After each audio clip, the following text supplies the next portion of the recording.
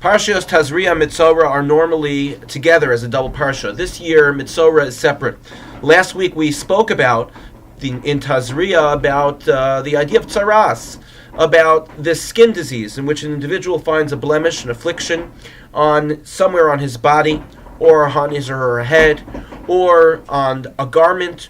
Or this week we talk also about whether it's found on a house. When the Jewish people come to the land of Israel and they find tsaras, they find this blemish somewhere on a home. The process, as was discussed in last week's parsha and continued in this week's parsha, is that they bring the Kohen to look at the blemish. The Kohen then quarantines the blemish, waits a period of time. After that period is up, the Kohen then comes back and looks at the blemish again and decides whether the blemish makes the person or the home or the garment is identified as being tsaras, as being the skin disease, or is considered to be tahor, or it's considered to be pure. Now, if it is the skin disease, then the individual or the home or the garment goes through a process, a cleansing process. And to focus on the individual, as the individual goes through the process, the Kohen walks the person along the way. After the person is kept away from the camp for a period of time, the person then goes through a further process of bringing a korban, bringing a sacrifice, and following that, they're reintroduced back into the camp. The parsha this week, Metzora, tells us, the name Metzora itself really gives to us the understanding as to why the affliction comes upon a person. Chazal, our rabbis, explain that Metzora stands for matzah, to find, ra, bad. That an individual who gets this skin blemish or the skin disease found bad in someone else. And our rabbis explain it means that they spoke lashon hara.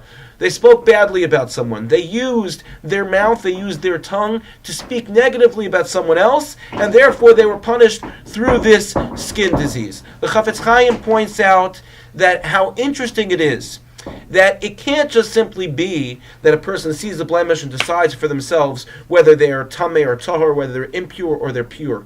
But it has to be through the mouth of someone else. It has to be through the mouth of the Kohen that they are determined to be tameh or tahor. To teach us that maves v'chayim be'ad halashon, that death and life is through the mouth. Now, physically, it doesn't mean that literally, physically, a person is killed through the mouth.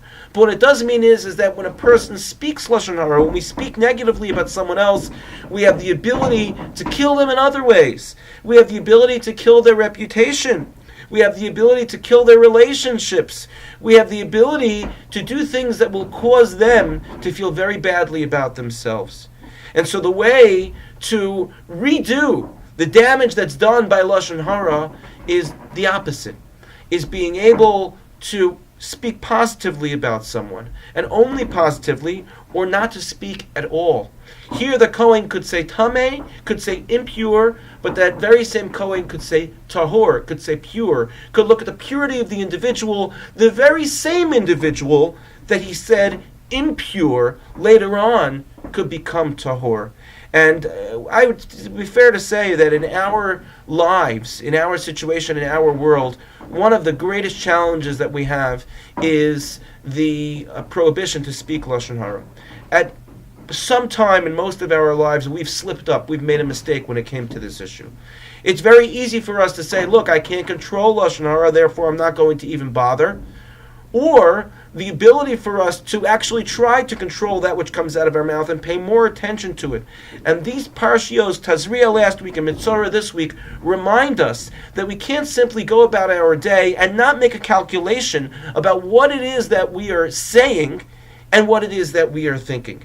And the consequences of what it is that we say to other people about themselves or about other people. The pain and the damage that we can cause that we may not even be able to fully understand that we cause to other people, and our ability to protect ourselves from speaking when we shouldn't be speaking.